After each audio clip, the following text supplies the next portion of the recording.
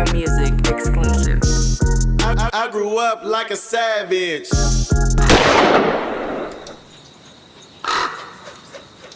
Yeah, but most people gonna say gangsta. Hey, you know when I first got off the freeway in Kansas City, I thought I was on 90th and Bancroft because you know the signs. Like I didn't know I was in the hood till I pulled in this little gas station, right? And a nigga was parked in backwards. Yep. I'm like, okay. Yep. He listening to Mac Dre. Yeah. Oh yeah. All day. Another motherfucker pulled up to meet him. Was listening to Jay Stylin. Yep. I seen the dogs roaming freely, Yep. random. Seen the smokers start coming.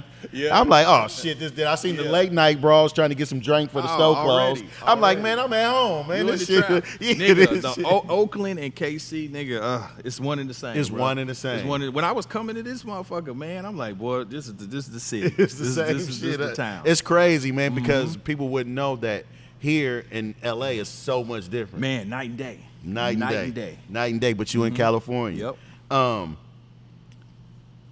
When you when you move to LA, you link back up with P. Yep. But prior to you linking up with P, what made you say I'm out of here? Shit, man. Just you got to go to where the game is being played. You know what I'm saying? I had affections to do other things and transition into other spaces of entertainment. You know, my money was good. My money was right. I wanted to get into movies and shit like that. Yeah, so I outgrew Kansas City. Yeah. I outgrew it. Yeah. And then you got to know when your time is up. You got to know, like how you said, how did I prevent getting jammed up? Right. You got to know when time is up, bro. That's the realest shit ever. So I knew that, okay, you know what? My status is growing. My money is growing. Let me get the fuck out of here before you know, something happened. You know, so yeah. How long before you got to LA did you start working on the Young American Gangster? Shit, I was in LA maybe 3 years. And the reason I was inspired to do that movie is because, you know, when I got to LA, bro, I did a lot of auditions, you know. And the funny thing about that was, you know, I had money. So I you know, me doing it wasn't that sense of urgency for me to get the part. I wasn't desperate, you know, so I would do the shit for You wasn't fun. a starving actor. Man, I wasn't a starving actor by God's grace. And it was parts that I would get that I would turn down. You know, some shit I would literally just want to see if I could do it. Right. You know what I mean? And so as I was doing movies, because I did probably a dozen movies, and you start learning, you start asking questions like, why y'all do that? You know what I'm saying? What's that mean when y'all say that? Or, you know, and then I did a couple independent movies, and I was like, I could do this, you know, and then I would ask the producers, like, how much did this cost? You know what I'm saying? And so the entrepreneur in me was like, okay, let me try my hand at that. Did you learn early on to, I mean, it's cool to use your money, but did you learn in that process how to use Hollywood's money? No, bro. You got some good questions, bro. You got some great questions. No, and you're absolutely fucking right. So you went in like a real nigga. Yeah. I didn't know no better. Yeah. Until after the fact. Okay. Right. So yeah, I spent like $250,000 of my own money. Right. Now knowing what I know now, I would have put that money into an account and use that to attract other investment money. Right. And then pull my shit out once I got my target. Right. But I didn't know that then, right? So you got to think I'm in my mid-20s. So I'm like, shit, fuck it, I got it. Let's do it. You know, and I did the movie with me and Katt Williams and Lawrence Hilton Jacobs and Mopreem Shakur. And I remember sitting up in my house in Encino. I had just bought a house in Encino, California. And I was looking at it, and I'm like, damn, this shit dope. Then it dawned on me, said, nigga, how you gonna get your money back?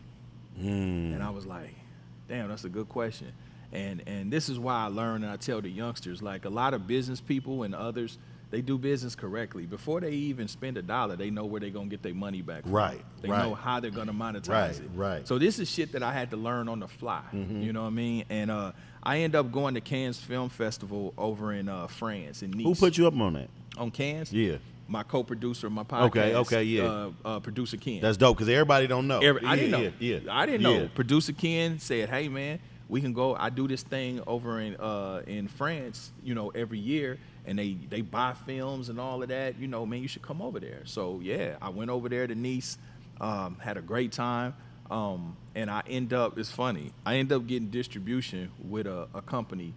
I can't make this up. Fucking company was around the corner from my house. I can't make that shit up. So when I'm talking to them and they giving me the contract and shit, I look at the address. It was like Encino. Yeah. It's like, you motherfuckers in walking distance. Man. So I didn't travel around the world just to get distribution. Just to get this. That's with crazy. A company around the corner from my house. Sometimes when you it's so crazy, like, you know, it happens usually as you get older, but Right. when you look at shit like that, you be like, man, God, you a cold. You Oh, should- yeah. like Yeah, what yeah. the They like, say what's God going has a on? sense of humor. Yeah, You know what man, I'm like, saying? man, are you serious? Like, Yeah. you're like, nah, man, just go travel and just go Yeah. do some other shit. Yeah. Go see some shit. But like you said earlier, man, that was the thing. I was never afraid to step outside my comfort zone. You Right. know what I'm saying? And this is what I try to tell, like you said, man, it's important, man. A lot of people don't want to leave the hood. They're scared. You know, they're fear of failure, or they want to stay stuck in that comfortability, but you can't grow True. like that. You know, like I tell people, man, success is not some, you know, elusive, esoteric phenomena. You know, like you got to get out and get it for yourself. You got to move around and learn new ideas and learn new perspectives and shit like that, you know. So, yeah, and that was a great experience. That was my first time going, was it my first time going out the country? It was my first time going that far out the country because I was on the other side of Okay, the of the world, yeah. And I remember us flying over Iceland, and I remember seeing like the big glaciers and shit. Like, damn, yeah. I'm far as shit. Yeah. Yeah, and then I had a layover in Switzerland, and I was like, shit, you know. Yeah, like and then I I'm- couldn't read the shit. Yeah, like, yeah. I panicked a little Yeah, bit. yeah, 'Cause I was yeah. like, what the fuck if nobody can understand what I'm saying? I had that same feeling when I started traveling, and then when, like, cause you know a lot of people you hear they travel, they be, Yeah. yeah, I'm going to Cabo. I'll be like, no, man, just use your passport though. Yeah. Like, quit For fucking sure. around and use it. For like, sure, you know what bro. I'm saying? And you gonna see some other shit around the world. Yeah, You're gonna be man. like, what the It hell? stimulates thought, man. It It does. opens your mind. It opens your brain to bigger things, you know. And not that, you know, a lot of people are like, well, why I need to go over there? I mean, like, they just don't understand the stimulation. I had you that get from it. process of telling when I was on my way to Dubai, I had to explain to my family, like, you going to the Middle East? And I'm like, man, listen, it's people all over. It's billions of people in the world. Yep. Y'all got to get out of your mentality. So I was Absolutely. telling a friend the other day, like, when I got there, I just didn't feel like a black man. Right. Like, you know, America makes me feel like a black Yes, you man. I made just to feel like feel a your person color. over here. Like, Yeah. no one's, like, I'm not looking back after the police pass me. Right. They're not even worried about me. Yeah, You know what I'm yeah. saying? They're doing whatever they're doing. Yeah. And they're actually doing police work, whatever that is. Right. This shit out here is built on other shit. It's funny that you said that because when I first moved to LA, that was one of the things that I adjusted to, is because when I lived in Brentwood, it was a strange thing. The old rich white people over there, they embraced me, and I remember thinking like, damn, what is that about? Because in Yeah. Missouri, at that time it was still very much segregated. Oh, Like, Missouri they is don't- crazy. They don't care how much money you have. They don't. I got want a your travel black ass warning over in there. Missouri. Yeah, you feel me? Like, watch out. Yeah, you know what I mean? So I learned kind of in LA, not to say that you know, racism is always going to be there, but it was more of an economic division. Yes, it very much so. And there's always going to be racism, Right. but you find out that there's the elite, Yeah. and then there's the others. Yeah. And then you like, well, they not really tripping off that shit over here. Like, Bruh, you know what I'm saying? when I was in Brentwood, I remember I still had braids. I still looked like the thug Oh, yeah, you nigga, still right? look like that, yeah. Man, it was this, man, and white people were so nice. It was this older Jewish lady that lived there, rich Jewish lady, because I lived in an apartment complex. Okay. It was a luxury apartments. And she would invite me to her place and tell me, hey, you know, I left you something. The Yeah. door's unlocked. I mean, they would just, and I remember then when I would go back to Kansas City, again, you made to feel your color. It's like, ooh, that's that shit again. That's that shit That's again. that shit Yeah, again. that's You know, crazy, so bro. yeah, that was my experience with, like what you Yeah. said, made to feel black. feel made to feel black. your color. You had you done the movie already by the time you hooked back up with P in LA? Yes. So No. you had already done the movie. Yeah, it was probably about the same because I had hooked up with P but maybe before. Because I'm trying to think, he moved out there a little bit before I did. So I did the movie a few years after I moved out there. So you are back around P again. Y'all Yeah. never lost contact. This is your brother, man. This is somebody that you know you really look up to, Right. taught you a lot, Right. and y'all back together again. And moving around LA is tricky. Yep. You know, around that time, I don't know if it was before or after when P first got there, but the Suge Knight situation. Right. Was you already around P when that happened? Yeah. Like, I know P's like, well, yeah, I bought a house when you moved. Right. Like, everybody know the story. Right. When Suge called him. And, like, when that happens and that type of thing happens to your brother, like, do it automatically put you on guard and on edge? Do you because y'all don't, like, you and P, that's what I'm saying, y'all seem like very, very, very, very calculated brothers. Very sure. So, like, Yep. it's not a situation like back in the neighborhood. Right. It's like, all right, well, you know, we're in this city and we navigating around. Right. No disrespect to you, but we not gonna be disrespected either. No, real shit. Yeah, Real shit. and that's what I took from P. You know what I'm saying? Yeah. So do y'all even have to have conversations about that shit? Nah, bro. It's like I said, man, when you throw a rock at one of us, you throw it at all of us. You know what I'm saying? So, but then at the same time, man, we lead with respect. Is Rome at UCLA at this time? He was at USC. I mean USC, yeah. Yeah, like right, a little bit after that. A little bit after. Yeah, Okay. 05, okay. 06. Okay. Yeah. Excuse me. But yeah, you know, the thing is man, like the way that we move, bro, like 50 said it the best. We don't ever want a problem. Ever want a problem. But if you want a problem, then no problem. Right. You know what I'm saying? Right. It's just that simple. Right. Like we will go out of our way to avoid a situation because at the end of the day, we're all trying to get, you know, money. We're all trying to take care of our families. Nobody trying to be up in the penitentiary. You know, nobody trying to be dead or nothing. Nobody. We didn't do all of this to do that dumb shit and regress and go back to that. You just know go what I live mean? in Callio. Exactly. You can go back That's to what I'm your saying. hood. That's my point. So you know, man, we lead with grace, mercy, and love and respect, and at all costs we try to avoid shit. Now, if it come to us, then we deal with it. Right. We deal with it. Yeah, it's gonna get dealt with. And even in a situation where, you know, people saw you on Growing Up Hip Hop, like, and to me, almost like guys like you who know, like, man, I'll destroy a motherfucker. Right. It's kind of like y'all be the most reserved. Like, I don't want to touch you, dude. Like, I don't even want to. Never. You know what I'm saying? That's not my thing. But it seems like, you know, people always test the boundaries. And then I remember watching that scene, and it was kind of like that was really internal. It was, you know, this the crazy thing about it, to put it in proper context, bro, I didn't even know what the fuck was going on. Right. If you look at the whole show, before the fight happened, you can see me over at the table on my phone eating shrimp. Did you have a purple shirt on? Yeah, I did. Okay. I had the purple shirt on. So you see me and Lil Wayne. Actually, the nigga that hit the nigga. Right, The little dude right. that hit him. Yeah, Lil me Wayne. and him is over at the table minding our business. Yeah. So somehow he got up first and went over there. To be honest with you, I'm not around them when they shoot the show all the time. So I don't know the storyline. I much didn't give a shit. Right. So I'm just there trying to eat my shrimp. So I start seeing the body language change a little bit. And then at first I'm thinking, oh, they on their TV shit. You know what I'm saying? This fake ass reality show shit.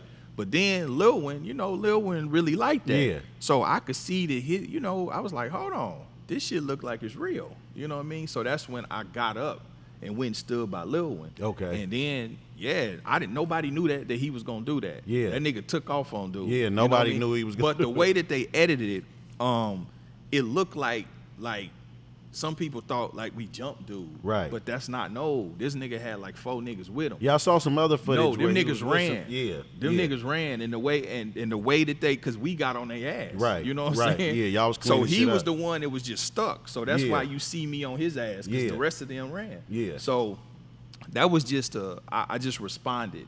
You know, it was really some bullshit. It shouldn't have happened, to be very honest with you. It shouldn't have happened. But, you know, fuck it. It went bad. You know? And I mean, you know, and even the fact that it shouldn't happen, the learning lesson is in it, don't be fake, because he got caught saying some shit and was still with the crew. Like, you can't do it like that, man. That shit just don't work like that. Yeah, it was unfortunate. And let's just say, on another note, Yeah. if that was family issue, the disciplinary would have been caught off camera. It just happened to be TV shit was going on. Yeah, the cameras was there, and they chopped it up because it was worse than really what the TV showed. Yeah. I still got the scars on my hands, you know, from that Damn. shit. But and then even the aftermath of it, because the thing about it is, you can see in there I had a gun on me. Right. You know what I mean? Right. So when I left out, and we was trying to rush and get on the bus and shit. the police boxed us in. Yeah. You know what I mean? Yeah. And so we had to-go boxes. So we putting the guns in the to-go boxes, putting the food and shit over the shit. Wow. You know what I mean? Trying to cover up the guns. Wow. I got blood coming down the back of my hand. And so the police got on the bus and was like, yeah, so what happened? He was like, so who been fighting? And it was like, so no black eyes, nobody bleeding. You know, he was like, let me see y'all hands. And I went like this. And I had blood running all down here. And we was like, nah, ain't nothing here. You know what I mean? That was crazy. Yeah, man. And then dude tried to sue us. Did he? Yeah. Wow. That's the other part of the game. That's the other part of the game. Yeah, you got to remember that too. Yeah. When you hear things like, well, I know you heard things like when you heard the Clubhouse. When you heard Wack 100, I just had my own Clubhouse incident too, with Yuck Mouth, and I personally am not a fan of Clubhouse. Me neither, because I just don't think men should be on there talking. Just like it's not even, it's not productive to me, right? And like some party line said, like shit. back in the day, when you used to try to knock a broad on the party exactly. line. And he had some things to say about P, and P was broke, and P was this and that. P has forever, whatever P's situation is, and we all know he ain't broke, but whatever situation he has, P forever has the same past Hammer has. Right. Whatever financial shit that happens to him, he's impacted shit so much. Right. How could you even speak? Right. On his money, in my personal opinion, right? Yeah, for sure. I'm not a nigga that's his equal when it comes to paper. Right. I don't give a fuck what he lose. Yeah, you know what I'm saying? Like I exactly. can't speak on that. Yeah. I can ask him Right. and try not to make a mistake if something happened like that. Right. And Hammer, same shit. He has, Right. you know. It was funny when niggas was saying blow. You know when Nelly said blow 30 mil like I'm Hammer. Like you'd be like, damn. And then so many other people took through lugs. Yeah. But if somebody knew Hammer now, he might damn near be up more than he was then. Exactly. You know what That's what I'm saying. So when you look at somebody like P, Yeah. the ultimate hustler, Yeah. like it's no way that. And people also, just to hip hop educate people, at a point you're gonna have to dissolve your company. I'm Yes. just telling you. Like you build it up to sell it anyway. You got to know that this Yeah. has to happen, Cash right? out. So I just Yeah. want to say that. But Right. so you around during 504 Boys, all that shit. You seen all that shit happen, right? And but when you hear somebody like a Wack 100 say that, how do you respond and what's your response? Well, I mean, of course, the initial response was, I mean, to be honest with you, we ignored it at first. You know what I'm saying? You know, people talk all the time, but you got to think about it, right? If a nigga say he a real nigga, he a street nigga and all that, how do you discredit him? You discredit him by either saying he a snitch or challenging his sexuality. You know, put a gay jacket on him or a snitch jacket, right? That's real shit. So it's the same thing. If a nigga's a successful businessman, how you gonna attack him? You gonna try to say he ain't that? You gonna try to say somebody is the opposite of what they're saying? So I mean, it's a old playbook.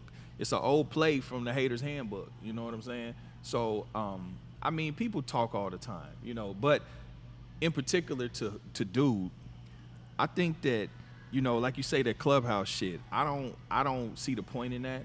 My only issue with I don't even have a personal issue with Wack. You know what I mean? I think what he's doing is reckless and irresponsible. I think it's a business model.